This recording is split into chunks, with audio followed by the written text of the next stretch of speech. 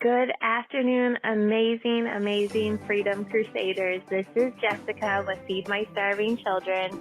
I wanted to reach out and say you guys are amazing and doing fabulous things. So just wanted to share an update with you. In this year alone, since January through now May, you guys have provided 44,705 nutritious meals. Absolutely amazing. You guys are rock stars. Thank you so much for doing such a good job at what you do and in return helping us feed so many kids. We are grateful for you guys. Appreciate your support and hope you guys are doing well. Thank you so much from FMSC. Goodbye. Hey, what's going on, my friend? This is Paul Hutchings. Hope you're having an amazing day. Coming to you in episode 41 of The Good Parts. And if you're just tuning in and missed what I played at the beginning, you'll have to go back and watch a replay. Powerful voicemail that just really inspires the heck out of me. So the other thing I wanted to do in This Good Parts today is I wanted to share a success secret from the Orient. That has helped me a lot to succeed in life. And this message was inspired by a trip to the dentist this morning. So I went to the dentist and I checked in. My appointment was at 8:00 and she said, okay, I got you checked in, but you got, a little bit of time to wait. And so I knew I was going to be sitting in the lobby, and instantly I thought, okay, I can pull out this piece of sales copy that needs to be written, and I can work on that on my phone while I'm sitting in the dentist's office.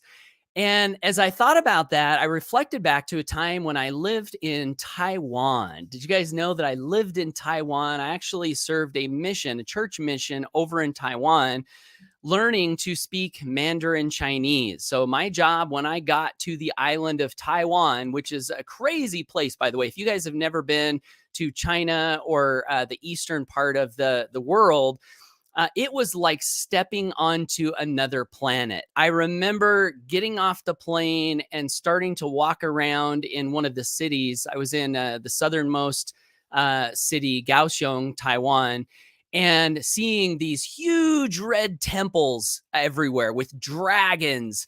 And there were scooters all over the place. Very few cars. Most everyone drove scooters. And as you walked up and down the streets, there were all of these red colors with Oriental, style everywhere. None of the language was familiar to me at all because it's Chinese characters, right? They don't even have an alphabet. So all the signs are just like this gobbledygook everywhere.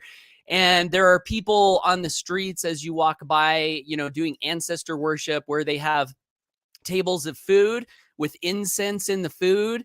And it's like a way to pay respect and homage and honor the people who have gone before, and something about, when you do this thing, this ritual, it makes it so people in the afterlife are taken care of. So here I am, a 21-year-old kid dropped off in this strange land. And my job was to learn Mandarin Chinese and make friends and teach as many people as I could the message that I had been sent there to deliver. And learning Mandarin Chinese is no small task, I will tell you. We actually went to a training before I was sent to Taiwan. They call it the Missionary Training Center, where I think I was there for 2 months. You're supposed to be learning Chinese. So I'm learning, these lessons there. And when I get there, I'm thinking, all right, I got it. I got a little bit, like ni hao ma. Like I got a few phrases. I kind of understand a little bit. But when I got there and started talking to people, I was like, what the heck did they teach me in that place? Because it certainly wasn't what these people are saying. I couldn't understand a word. I couldn't even pick out one single word in the flurry of sounds that were coming from these people. So it was a task that I felt was like really, really overwhelming. In fact, I remember a metaphor that was in my mind when I got there. And this metaphor was, I feel like I'm at the bottom of this huge mountain and I'm all by myself. And I don't know if there's any way I can climb to the top of this mountain. That's how I was feeling, facing this task that was ahead of me. Well, the success secret that relates to what I did in the dentist today, that I started this story to tell. One of the things that I did while I was in Taiwan, and I had to learn this huge, complicated language, is I would now our scheduled time to wake up in the morning was 6 a.m. So it's pretty early. I'm supposed to wake up at 6 a.m., have some morning study, prepare for the day, and then go out and talk to people all day.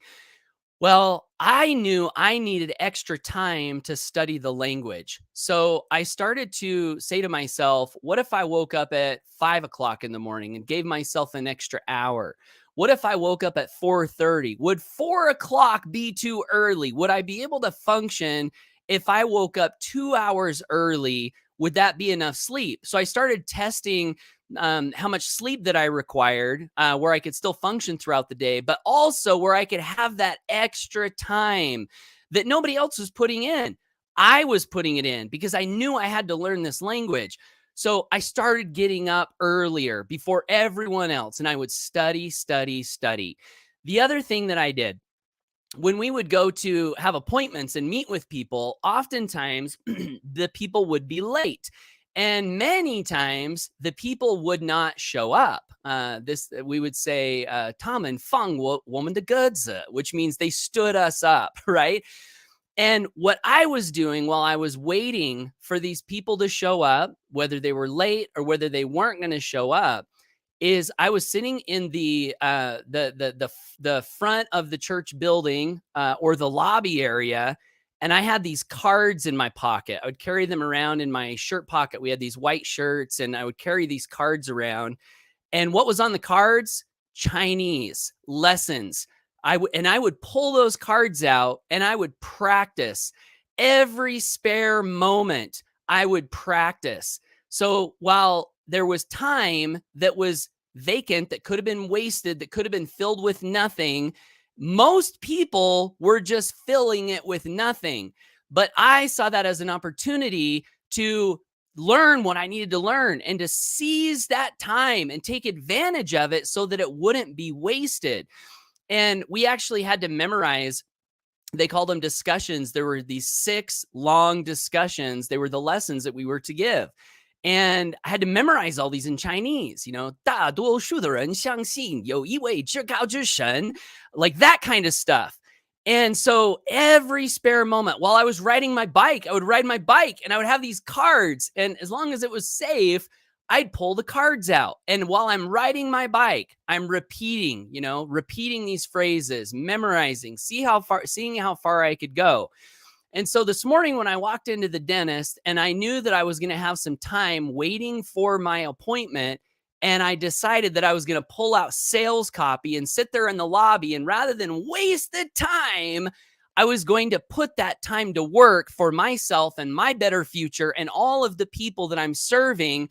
This reminded me of these things that I did when I was living in Taiwan.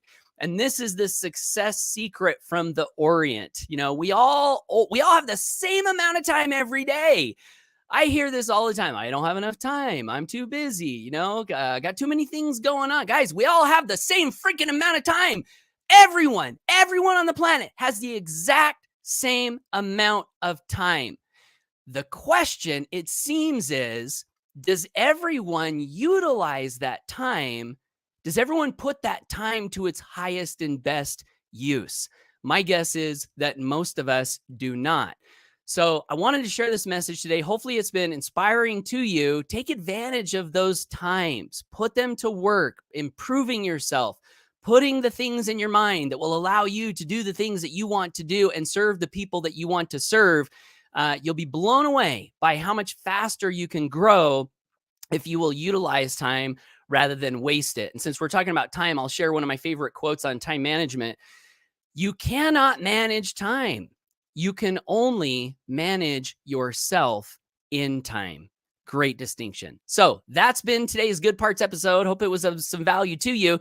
If you got value from this and want to get more from me, I would love to encourage you to subscribe to me on social media, or the best way to do it is to go to my website here and subscribe to my email list. and also pick up a very, very cool free gift along the way. So I am going to check the comments here real quick.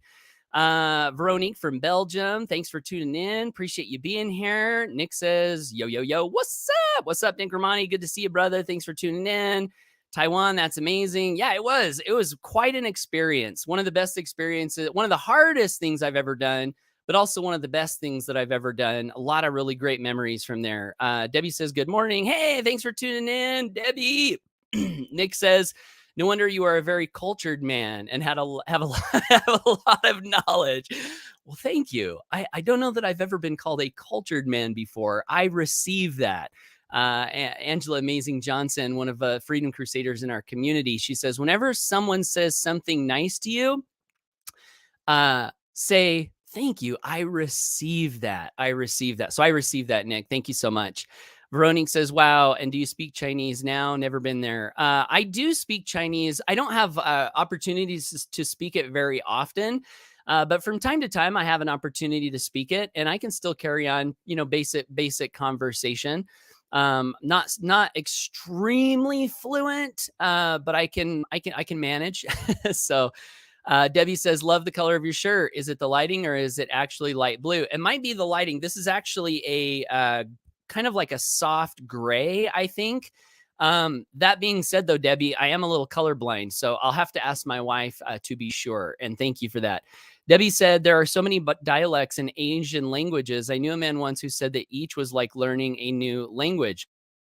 Yeah, that's true. And one of the interesting things about Mandarin Chinese, if you don't know, is that it has tones in it. So you can say the same sound, the same word with a different inflection, and it means something totally different. So I'll give you an example. Like ma, that's mom, and ma means to like chew someone out or yell at someone, and then ma means horse. so ma, all of those mean different things. So that was kind of crazy to learn and figure out. Veronique says, we also wake up at 4:30 a.m. When Peter goes to work at 5, then I do my affirmations and my broadcast. It's definitely a power to do things in the early morning. That's so cool, Veronique. Wow, 4:30. Kudos to you. And I get up right around that time too. Sometimes 5, but 4:35, somewhere in there. There's so many things you can do in the morning when you're by yourself and alone. It's intense focus. It's sacred time, I feel. It's sad that a lot of people miss out on that magical time. Veronique says, yes, the power of 24 hours and how you spend it the best. Absolutely. Nick said, don't be concerned about the time it will take to build business. The time will pass anyway. Yes, it sure will. Thank you for that, Nick. So that's it, guys. Hope to catch you on maybe tomorrow's episode. And whatever you do, always go for your dreams. Take care and bye for now.